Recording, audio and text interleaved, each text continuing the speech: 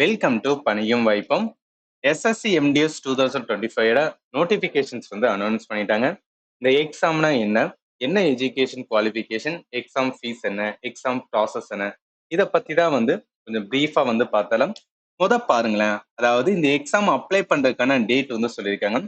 26 ஜூன்ல இருந்து 24th ஜூலை வரைக்கும் ஆல்மோஸ்ட் பார்த்தோன்னா ஒரு மாசம் வந்து டைம் கொடுத்துருக்காங்க. ஸோ அதனால பொறுமையா பார்த்துட்டு இந்த எக்ஸாமுக்கு வந்து அப்ளை பண்ணலாம். அடுத்த இம்பார்ட்டன்ட் பார்த்தா எக்ஸாமோட டேட் வந்து சொல்லியிருக்காங்க.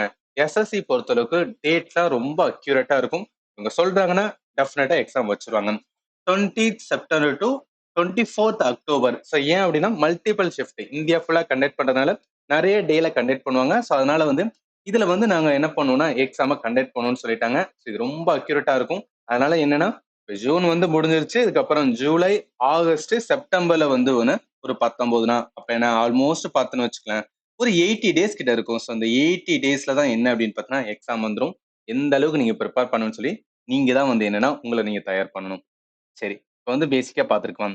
இப்ப எக்ஸாம் ரிலேட்டடா, அதாவது central government exam, SSC and railway எக்ஸாமுக்காக மட்டும் தான் நான் சேனல் வந்து ரன் பண்ணிட்டு இருக்கேன். இந்த எக்ஸாம் ரிலேட்டடா ஏதாவது அப்டேட் வந்துச்சுன்னா நம்மளோட டெலிகிராம் சேனல்ல நான் பணி வாய்ப்புல கொடுத்துருவேன். அண்ட் ஆல்சோ எக்ஸாமுக்கு எப்படி ப்ரிப்பேர் பண்றது, நோட்ஸ், இந்த மாதிரி வந்து இருக்கிற இம்பார்ட்டன்ஸ் எல்லாத்தையுமே இதில் நம்ம ஷேர் பண்றதுனால நீங்க ஃபாலோ பண்ணலைன்னா இதுக்கான லிங்க்குமே இந்த வீடியோ நான் டிஸ்கிரிப்ஷன்ல கொடுக்குறேன். நீங்க கிளிக் பண்ணி வந்து ஜாயின் பண்ணிக்கலாம். எம்டிஎஸ்ல இம்பார்ட்டன்ட் பார்த்தா இங்க பாருங்களேன், வேக்கன்சி 2025ல ஹவில்தார வேக்கன்சி வந்து சொல்லிட்டாங்க 1075. ஆனா எம்டிஎஸ்க்கு வேக்கன்சி வந்து நாங்க கலெக்ட் பண்ணிட்டு இருக்கோம். ஒவ்வொரு டிபார்ட்மெண்ட்லயும் வாங்கிட்டு இருக்கோம். இன்னும் எங்களால வந்து ரொம்ப அக்யூரேட்டா சொல்ல முடியலன்னு சொல்லி வந்து மென்ஷன் பண்ணிருக்காங்க. இது எவ்வளவு வேக்கன்சி வரலாம் அப்படின்னா இங்க பாருங்களேன், 2024. ஸோ போன வருஷம் எம்டிஎஸ் கண்டக்ட் பண்ணும்போது அதுல ஹவில்தார வேக்கன்சி வந்து 3439. இந்த வருஷம் எவ்வளவு? வெறும் 1075. அப்ப என்ன, ஹவில்தாருக்கு வேக்கன்சி கம்மி, கட் ஆஃப் கொஞ்சம் ஹையா தான் வரும். அது எவ்வளவு கட் ஆஃப் வரும்னா நான் உங்களுக்கு வந்து எக்ஸாம் ப்ராசஸ் எப்படி இருக்குன்னு சொல்லும்போது அந்த இடத்துல மென்ஷன் பண்றேன். இப்ப இந்த எம்டிஎஸ்க்கு பாருங்களேன், எம்டிஎஸ்க்கு போன வருஷம் 4887 அப்ராக்சிமேட்லி. அதாவது இந்த வருஷம் கொஞ்சம் நம்மளுக்கு லக் இருந்துச்சு அப்படின்னா வேக்கன்சி இன்க்ரீஸ் ஆகும். ஒரு 5000 பிளஸ் வந்துச்சுன்னு வச்சுக்கலாம்.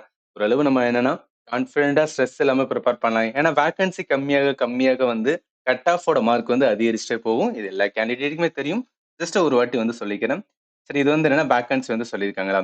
இப்ப கொஞ்சம் சம்மரியா பார்த்தோம் அப்படின்னா இப்போதைக்குன்னு ஹவில்தார் வேக்கன்சி மட்டும் 1075 சொல்லியிருக்காங்க. இந்த எக்ஸாம் டைப் நேஷனல் லெவலு, என்ன மோட் ஆஃப் எலெக்ஷனா ஆன்லைன்ல கண்டக்ட் பண்ணுவாங்க. ரெஜிஸ்ட்ரேஷன் டேட் சொல்லிட்டாங்க. குவாலிஃபிகேஷன் பாருங்களேன், 10th பாஸ் பண்ணா போதும். ஏஜ் லிமிட் வந்து நார்மல், இப்போ நம்ம யூஆர் கேட்டகரி இருந்தோம்னா நம்மளுக்கான ஏஜ் 18ல இருந்து 25 ஃபார் என்னன்னா எம்டிஎஸ் எக்ஸாமுக்காக. அதே ஹவில்தார்னா 18ல இருந்து 27 இருக்கும். இதுல ஏஜ் ரிலாக்ஸேஷன் இருக்கு, நான் சொல்றேன். அடுத்து எலிஜிபிலிட்டி பொறுத்தளவுக்கு என்ன, 10th பாஸ் பண்ணியிருந்தா போதும், இந்தியன் சிட்டிசனா இருக்கணும். செலெக்ஷன் ப்ராசஸ் பொறுத்தளவுக்கு ஒரே ஒரு எக்ஸாம் தான் இருக்கும். எப்படி டிஎன்பிசில விஓஓ எக்ஸாம் சொல்லுவாங்களே அதே பேட்டர்ன் தான். ஒரே ஒரு எக்ஸாம் இருக்கும். அடுத்து physical efficiency or physical standard test. இது யாருக்காகனா இந்த ஹவில்தார் போஸ்ட். ஹவில்தார் போஸ்ட் ஒன்றும் கிடையாது. எப்படி இந்த போலீஸ், எஸ்ஐ அந்த மாதிரி லெவல்ல இருக்கிற எக்ஸாம் இருக்கும். இதை ஒர்க்லாம் எப்படி இருக்கும் அப்படின்னு பார்த்தீங்கன்னா இந்த central government income tax departments இந்த மாதிரி ஏரியால வந்து ஒர்க் பண்ற மாதிரி இருக்கும். சேலரி எவ்வளவு வரும்னா 18,000 to 22,000 வந்து பெர் மந்த்தா இருக்கும். ஸோ எம்டிஎஸ்க்கானது. சரி, என்ன பண்ணிடலாம், அதை அவங்க சொன்னதை அந்த சம்மரியா சொன்னதை இங்க வந்து டீட்டெயிலா பார்த்தலாம். ஏஜ் வந்து பாருங்களேன், 18ல இருந்து 25 சொன்னா இது யாருக்காகனா எம்டிஎஸ் கேண்டிடேட்காக. இது வந்து யூஆர் கேட்டகரி. அது என்ன யூஆர் கேட்டகரியில அந்த டேட் ஆஃப் பர்த் பார்த்தோம்னா இங்க பாருங்க, 2/8/2000க்கு முன்னாடி நம்ம என்னன்னா பிறந்திருக்க கூடாது. 1/8/2007க்கு அப்புறம் வந்து பிறந்திருக்க. இது வந்து யூஆர் கேட்டகரிக்கு. இதே ஹவில்தாருக்கு பாருங்களேன், 18ல இருந்து 27. இதுல என்னன்னா 2/8/1998க்கு முன்னாடி நம்ம பிறந்திடக்கூடாது. 1/8/2007க்கு வந்து அப்புறம் பிறந்திடக்கூடாது. இது என்ன யூஆர் கேட்டகரி. இதே இப்ப நம்ம எஸ்சி எஸ்டி கேட்டகரியா இருக்கோம்னு வச்சுக்கோங்க, நம்மளுக்கு 5 வருஷம் வந்து கொடுப்பாங்க. அது என்ன 5 வருஷம்? இந்த இடத்துல 2/8/1995 அப்படின்னு வந்துடும். இதுக்கு முன்னாடி நம்ம என்ன பண்ணிடக்கூடாதுன்னா பிறந்திடக்கூடாது. இதே இது ஓபிசி கேட்டகரியா இருந்தோம்னு வச்சுக்கலாம், நம்மளுக்கு 3 வருஷம். அப்ப என்ன 2/8/1997 வரும். இதுக்கு முன்னாடி என்ன பிறந்திடக்கூடாது. இதுக்கு அப்புறம் பிறந்ததுன்னா நம்ம எலிஜிபிளா இருக்கும். இதே மாதிரிதான் பிடபிள்யூடி கேண்டிடேட் 10 வருஷம் வரும். அது ஒவ்வொரு கேட்டகரிக்கு வந்து வேரியேஷன் இருக்கும், நீங்க வந்து பாத்துக்கலாம். சரி, இது வந்து ஏஜ் பார்த்துட்டோம். எஜுகேஷன் குவாலிஃபிகேஷன் நான் சொன்ன மாதிரி வந்து 10th மெட்ரிகுலேஷன்ஸ் வந்து பாஸ் பண்ணியிருந்தா போதும், இதுக்கு வந்து எலிஜிபிள். அடுத்து என்ன இம்பார்ட்னா எக்ஸாமோட ஃபீஸ் 100 வந்து நம்ம பே பண்ண வேண்டியது இருக்கும். இது வந்து எக்ஸாம் ஃபீஸ். அடுத்து ஸ்கீம் ஆஃப் எக்ஸாமினேஷன், இதுதான் இருக்கல இம்பார்ட்டன்ட். நல்லா கவனிங்களேன், ஒரே ஒரு எக்ஸாம் தான் இருக்கு. இந்த எக்ஸாம் என்ன அப்படின்னா இங்கிலீஷ் அண்ட் ஹிந்தியோட சேர்த்து 13 ரீஜனல் லாங்குவேஜ் வந்து கொடுப்பாங்க. அதுல தமிழுமே இருக்கு. அப்ப என்ன தமிழ் மீடியம்ல யாரெல்லாம் வந்து நம்ம லேர்ன் பண்ணிட்டு வரோமோ நம்மளுக்கு வந்து ஒரு நல்ல ஒரு ஆப்பர்ச்சுனிட்டி. ஏன்னா நிறைய கேண்டிடேட் வந்து பேசும்போது ஒவ்வொரு வாட்டி என்ன சொல்லுவாங்கன்னா இந்த எக்ஸாம் மட்டும் அப்படியே தமிழ்ல இருந்துச்சு அப்படின்னு பார்த்தோன்னா நம்ம புரிஞ்சுக்கிறதுக்கு ஈஸியா இருக்கும் சார். ஏன்னா எல்லாமே நான் தமிழ்ல தான் படிச்சு வந்தேன். டக்குன்னு வந்து ஒரு இங்கிலீஷ்ல கொஸ்டினை பார்க்கும்போது அந்த கொஸ்டினை படிச்சு அதை நான் தமிழ்ல டிரான்ஸ்லேட் பண்ணி எல்லாமே மைண்ட்ல பண்றதுக்கு வந்து டைம் எடுக்கிறது. So, அதனால டைம் பத்த மாட்டேன்னு சொல்லிட்டு இருந்தாங்க. அந்த மாதிரி கேண்டிடேட் அந்த மாதிரி அந்த மாதிரி கேண்டிடேட்டுக்கு தமிழ்ல எழுதுறது வந்து ரொம்பவே யூஸ்ஃபுல்லா இருக்கும். அதோட சேர்த்து அதர் எக்ஸாம் ப்ரிப்பேர் பண்ற கேண்டிடேட் லைக் வந்து பேங்கிங், டிஎன்பிசி அவங்களுமே என்ன பண்ணுவாங்கன்னா இந்த எஸ்எஸ்சி எழுதுவாங்க.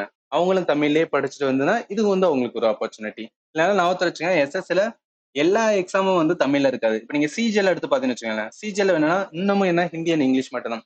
பட் லோவர் லெவல் போக போக போக என்ன ஆகும்னா தமிழ் வந்து ஆட் பண்றாங்க. இது எதுக்காக சொல்றேன்னா சில எக்ஸாம்ஸ் வந்து என்னன்னா தமிழ்ல இருக்காது. அதை நீங்க தெரிஞ்சுக்கணும் அதுக்காக தான் சொல்றேன். சரி இப்போ இந்த எக்ஸாம் தமிழ் அது வந்து கிளாரிட்டியா இருங்க. இப்போ எக்ஸாமோட ப்ராசஸ் பாருங்களேன். கம்ப்யூட்டர் பேஸ்டு எக்ஸாம் ஒரே ஒரு எக்ஸாம் எப்படி கண்டக்ட் பண்ணுவாங்கன்னா செஷனா கண்டக்ட் பண்ணுவாங்க. முதல் செஷன் அடுத்து வந்து இன்னொரு செஷன். இது டைம்லாம் தனித்தனியா வேரி ஆகாது. ஒரே தான் நம்மளுக்கு வந்து 1.5 மணி நேரம் டைம் இருக்கும். ஸோ 1.5 மணி நேரம் வந்து நம்மளுக்கு டைம் இருக்கும். இந்த 1.5 மணி நேரத்துல முதல் செஷன்ல பாத்தீங்கன்னா எவ்வளவு கொஸ்டின் கேட்பாங்கன்னா 40 கொஸ்டின் வந்து கேட்பாங்க. ஒரு கொஸ்டினுக்கு 3 மார்க். அதனால என்னன்னா 120 மார்க் வந்து நம்மளுக்கு வரும். இங்க பாருங்க செஷன் 1ல மேத் இருக்கும், ரீசனிங் இருக்கும். இந்த செஷனோட டைமிங் பார்த்தா 45 நிமிஷம் வந்து கொடுப்பாங்க. இங்க நல்லா நோட் பண்ண வேண்டியது இருக்கு. எஸ்எஸ்சி அதுவும் எம்டிஎஸ் பொறுத்தளவுக்கு செஷன் 1ல என்ன கிடையாதுன்னா நெகட்டிவ் வந்து கிடையாது. ஸோ நெகட்டிவ் மார்க்கும் கிடையாது. அதனால அதனால இந்த செஷன் 1 நீங்க எழுதுற எல்லா கேண்டிடேட்டும் என்ன பண்ணுங்க 40 கொஸ்டினுமே வந்து அட்டன் பண்ணிருங்க. 120 மார்க். இந்த 120 மார்க்லயுமே வந்து நம்மளுக்கு குவாலிஃபை மார்க் எடுத்தா போதுமானது. எது இம்பார்ட்டன்ட்னா இந்த செஷன் 2 தான். ஸோ செஷன் 2ல நம்ம எவ்வளவு மார்க் எடுக்கிறோமோ எவ்வளவு கொஸ்டின் பாருங்களேன்.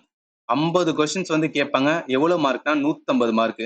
ஸோ 150 தான் கட் ஆஃப். இந்த 150க்கு நம்ம எவ்வளவு மார்க் எடுக்கிறோமோ அதை வச்சுதான் என்ன பண்ணுவாங்கன்னா நமக்கு மெரிட் லிஸ்ட் எடுப்பாங்க. இதுக்குமே டைமிங் வந்து 45 நிமிஷம் தான். இதுல உள்ள டாபிக் பாருங்களேன். ஜென்ரல் அவேர்னன்ஸ், இங்கிலீஷ் லாங்குவேஜ் இந்த இதுமே சொல்லுவாங்க. அதாவது யாரெல்லாம் மேத்ல வீக்கா இருக்காங்களோ அவங்களுக்கான ஒரு எக்ஸாம் தான் என்ன சொல்லுவாங்கன்னா எம்டிஎஸ் சொல்லுவாங்க. ஏன்னா செஷன் 2ல வெறும் ஜிஎஸ் இங்கிலீஷ் மட்டும்தான். இது நல்லா வந்து நிறைய பேர் வந்து படிப்பாங்க. அவங்க வந்து என்ன பண்ணா நல்ல மார்க் எடுத்தா போதும் மெரிட்லெஸ்ஸா போயிடலாம். செஷன் 1 ஜஸ்ட் வந்து குவாலிஃபை தான். நான் என்ன சொன்னனோ அதான் இந்த இடத்துல மென்ஷன் பண்ணிருக்கேன். இங்க பாருங்க. there is no negative marking in the session 1. Session 2ல நெகட்டிவ் மார்க்கிங் இருக்கும். எவ்வளவு நெகட்டிவ்னா ஒரு மார்க் வந்து போகும். அதாவது ஒரு கொஸ்டினுக்கு பாருங்களேன் 75 மார்க் மொத்தம் 150 மார்க். என்ன ஒரு கொஸ்டினுக்கு வந்து 3 மார்க் வரும் ரைட்டா.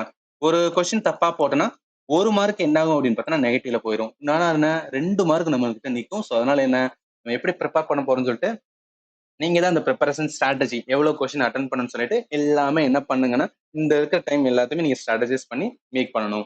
அந்த எக்ஸாம் எப்படி ப்ரிப்பேர் பண்ணணும்னு சொல்லிட்டு ஒரு ஸ்ட்ராட்டஜி வீடியோ போடுவேன். பட் இப்போ வரைக்கும் வந்துன்னா ஹோலிஸ்டிக்கா என்னதான் அந்த எக்ஸாம் எப்படி வந்து எக்ஸாம் ப்ராசஸ் இருக்குன்னு சொல்லிட்டு ஃபர்ஸ்ட் பேசிக்கா மட்டும் பார்த்துக்கலாம். சரி அடுத்து வந்து பாருங்களேன் இதுதான் அதாவது மோட் ஆஃப் செலெக்ஷன் பொறுத்தளவுக்கு இங்க என்ன சொல்லணும் செஷன் 1 அண்ட் செஷன் 2 வந்து எக்ஸாம் இருக்கா. இதுல நல்லா கவனிங்களேன். செஷன் 1 வந்து ஃபர்ஸ்ட் எவாலுவேட் பண்ணுவாங்க. அடுத்துதான் அதாவது செஷன் 1ல ஒரு குவாலிஃபை மார்க் இருக்கும். அந்த மார்க்கை மட்டும் எடுத்தா மட்டும்தான் என்னன்னா செஷன் 2 வந்து எவாலுவேட்டே பண்ணுவாங்க. அது என்ன குவாலிஃபை மார்க் அப்படின்னு பாத்தீங்கன்னா இங்க பாருங்க செஷன் 1 செஷன் 2லயே மினிமம் குவாலிஃபை இருக்கும். ஆனா அந்த செஷன் 1லோட மினிமம் குவாலிஃபிகேஷன் போதுமானது. ஆனா செஷன் 2ஓட மினிமம் குவாலிஃபிகேஷன் பத்தாது. அதுல நம்ம அதிகமா மார்க் எடுக்கணும். அப்பதான் என்ன மெரிட் லிஸ்ட்ல வரும். சரி இப்ப அந்த குவாலிஃபை மார்க்னா யூஆர் கேட்டகரிக்கு எவ்வளவு மார்க் எடுத்தா போதும் 30% மார்க் எடுத்தா போதும். அதாவது மொத்தம் செஷன் 1ல மொத்தம் எத்தனை கொஸ்டின் 120 கொஸ்டின் இருக்கு ரைட்டா. நான் 120 மார்க்குக்கு 30% எவ்வளவு வரும் 36 மார்க் வரும் ரைட்டா. 36 மார்க் எடுத்தா போதும். இதே நம்ம ஓபிசி அண்ட் இடபிள்யூஎஸ் கேண்டிடேட்னா 25% எடுத்தா போதும். 120 மார்க்குக்கு 25% 30 மார்க் வந்து எடுத்தா போதும். அதே ஆல் அதர் கேண்டிடேட் இப்ப நம்ம எஸ்சியா இருக்கோம் எஸ்டியா இருக்கோம் அப்படின்னா நமக்கு எவ்வளவுனா 20% வந்து எடுத்தா போதும். அதாவது 120 மார்க்ல 20% என்பது 24 மார்க் வந்து எடுத்தா போதும். இது வந்து செஷன் 1க்காக தான் சொல்றேன். இந்த மார்க் மட்டும் வந்து நம்ம எடுத்துட்டோம்னு வச்சுக்கலாம் அது போதுமானதா இருக்கும். ஆனா செஷன் 2ல இருக்கிற 150 மார்க் இருக்கு பாத்தீங்களா. 150 மார்க்னா என்ன 50 கொஸ்டின் இருக்கும். இந்த 50 கொஸ்டின்ல எவ்வளோ கொஸ்டின் நம்ம கரெக்டா போறோமோ அந்த 150 மார்க்கை வச்சுதான் வந்து மெரிட் லிஸ்ட் டிசைட் பண்ணுவாங்க. ஆல்மோஸ்ட் என்ன சொல்லுவாங்கன்னா 130க்கு மேல வந்து 130க்கு மேல யாரெல்லாம் எடுக்கிறாங்களோ அவங்களுக்கு வந்து என்னன்னா உள்ள போயிடலாம். ஏன் இவ்வளவு அதிகமா வந்து கட் ஆஃப் வருதுன்னா ஒரே ஒரு எக்ஸாம் தான். அதனால என்ன எப்போதும் எஸ்எஸ்சில பொறுத்தளவுக்கு ஒரே ஒரு எக்ஸாம் வந்துச்சுன்னா அதுக்கு கட் ஆஃப் வந்து ரொம்ப ஹையா தான் இருக்கும். உங்களுக்கு புரியும்னு நினைக்கிறேன். சரி. இப்ப அடுத்து என்ன நாங்க சொன்னதான். இப்ப இந்த செஷன் 2 ஓட கட் ஆஃப் தான் எடுப்பாங்க. நாங்க சொன்னத இந்த இடத்துல என்னன்னா ஜஸ்ட் ஒன் பை ஒன் வந்து இந்த நோட்டிஃபிகேஷன் என்ன குடுத்துருக்கான்னு சொல்லி மென்ஷன் பண்ணியிருக்கேன். பெர்ஃபார்மன்ஸ் ஆஃப் செஷன் 2 இதுதான் என்ன பண்ணுவாங்கன்னா, ஷார்ட் லிஸ்ட்க்கு வந்து எடுப்பாங்க. இப்ப அடுத்து என்ன இம்பார்ட்டன்ட் நம்ம பார்க்கணும்னா, நான் எம்டிஎஸ் எக்ஸாமுக்காக 2024 எக்ஸாமுக்கு 2023ல இந்த மாதிரிலாம் வந்து கொஸ்டின் ஸ்டாட்டிக் ஜெனரல் நாலேஜ்ல அதாவது கம்ப்ளீட்டா polity, economy, history, geography, science எல்லாத்துல எப்பெல்லாம் கேட்டாங்கன்னு சொல்லிட்டு நான் வந்து ஒரு பிளேலிஸ்ட் கொடுத்துருப்பேன். அடுத்து இங்கிலீஷ்மே ஆக்சுவலி வந்து இந்த இங்கிலீஷ் சீரியஸ் இப்ப இருக்குமே போதுமானதா இருக்கும். அதோட சேர்த்து 2022ல ஸ்ட்ராட்டஜிக்கு ஏன் ஸ்ட்ராட்டஜிக்கு இம்பார்ட்டன்ட் நிறைய கேண்டிடேட் வந்து polity, economy, history, current affair எல்லாம் ப்ரிப்பேர் பண்ணுவாங்க. ஆனா அந்த ஸ்ட்ராட்டஜிக்கு வந்து என்னன்னா பெருசா உங்களுக்கு வந்து என்னன்னா எங்க ப்ரிப்பேர் பண்ணணும்னு சொல்லிட்டு ஒரு ஸ்ட்ராட்டஜி இருக்காது. அதனால நிறைய பேர் வந்து இதுல ஃபோக்கஸ் பண்ண மாட்டாங்க. ஆனா அதிகமான கொஸ்டின் இதுல இருந்து கேட்பாங்கன்னா ஸ்ட்ராட்டஜிக்குன்னா ஒண்ணும் கிடையாது. இந்த dance, folk dance, census, festival இந்த மாதிரி ஏரியா தான் வந்து ஸ்ட்ராட்டஜிக்குன்னு சொல்றது. இதுல இருந்து கொஸ்டின்ஸ் வந்து கேட்பாங்க. இதெல்லாம் எப்படி ப்ரிப்பேர் பண்ணணும், ஜிஎஸ்க்கு எப்படி, இங்கிலீஷுக்கு எப்படி ப்ரிப்பேர் பண்ணணும்னு சொல்லிட்டு நான் கண்டிப்பா உங்களுக்கு என்னன்னா ஒரு ஸ்ட்ராட்டஜி வீடியோ கொடுப்பேன். அதுல நீங்க வந்து புரிஞ்சுக்கலாம் சரி எப்படிலாம் நம்ம ப்ரிப்பேர் பண்ணலான்னு. இப்போதைக்கு ஜஸ்ட் ஹோலிஸ்டிக்கா இருக்கனால சொல்றேன். இந்த இதுக்கான அதாவது இந்த பிளேலிஸ்டுக்கான லிங்க்குமே இந்த வீடியோ நான் டிஸ்கிரிப்ஷன்ல கொடுக்குறேன். நீங்க என்ன பண்ணிக்கலாம்னு செக் பண்ணி பார்த்துக்கலாம். ஏன்னா இது ஒரு ப்ரீவியஸ் கொஸ்டினால உங்களுக்கு வந்து பேட்டர்ன் தெரிஞ்சுக்கலாம். எந்த மாதிரிலாம் கொஸ்டின்ஸ் கேட்குறாங்க. இப்போ வந்து சயின்ஸ் இருக்குன்னா, சயின்ஸ்ல எந்த டாபிக்ல வந்து பிசிக்ஸ்ல எப்படி கேட்குறாங்க. அதே மாதிரி வந்து கெமிஸ்ட்ரியில எப்படி கேட்குறாங்க. இது எல்லாமே நீங்க பார்க்கும்போது வந்து நல்லாவே யூஸ்ஃபுல்லா இருக்கும். இது ஏன் சொல்றேன்னா, லாஸ்ட் வருஷம் 2024 நிறைய கேண்டிடேட் வந்து ஒரு 6 கேண்டிடேட் எனக்கு என்ன மெசேஜ் பண்ணியிருந்தாங்க. சார் இந்த மாதிரி உங்களோட சீரிஸ் எனக்கு ரொம்பவே யூஸ்ஃபுல்லா இருந்துச்சு. நான் வந்து இந்த எக்ஸாம் கிளியர் பண்ணியிருக்கேன். அப்பதான் சொல்லியிருந்தாங்க. அதனால எஸ்எஸ்சி அப்படின்னு வந்தாவே நீங்க ஃபண்டமெண்டல் ஸ்ட்ராங்கா இருக்கணும். அதோட சேர்த்து ப்ரீவியஸ் கொஸ்டின் இது 2 மட்டும் போதும். வேற எதுவுமே தேவையில்ல. நான் சொன்னதுல உங்களுக்கு ஏதாவது டவுட் இருந்துச்சுன்னா அந்த வீடியோட கமெண்ட் செக்ஷன்ல கேளுங்க. நான் கண்டிப்பா உங்களுக்கு ஆன்சர் பண்றேன்.